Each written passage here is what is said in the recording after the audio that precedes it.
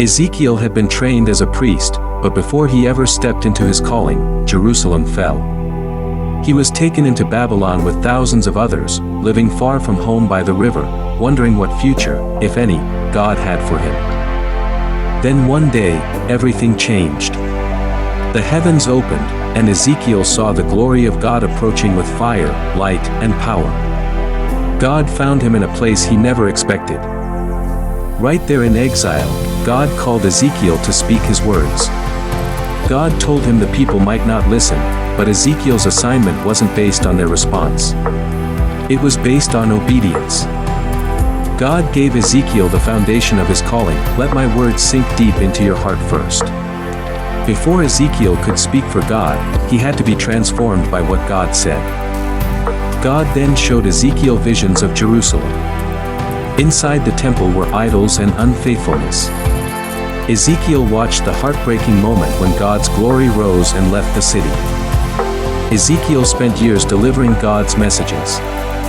He warned, he spoke, he acted out signs. Most people dismissed him, but Ezekiel remained faithful to his assignment.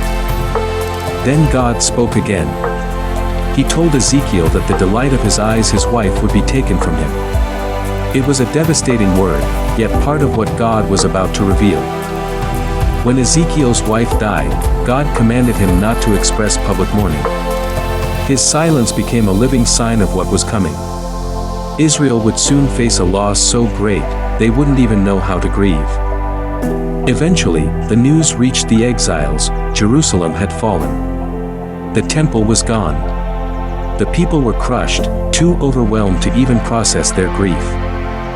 On that day, God opened Ezekiel's mouth again. His years of warnings had been fulfilled, and now God would speak through him about hope, restoration, and a future beyond judgment. Ezekiel's entire life became a message. His visions, his obedience, his suffering, and even his silence revealed God's heart and God's desire to bring his people back to him.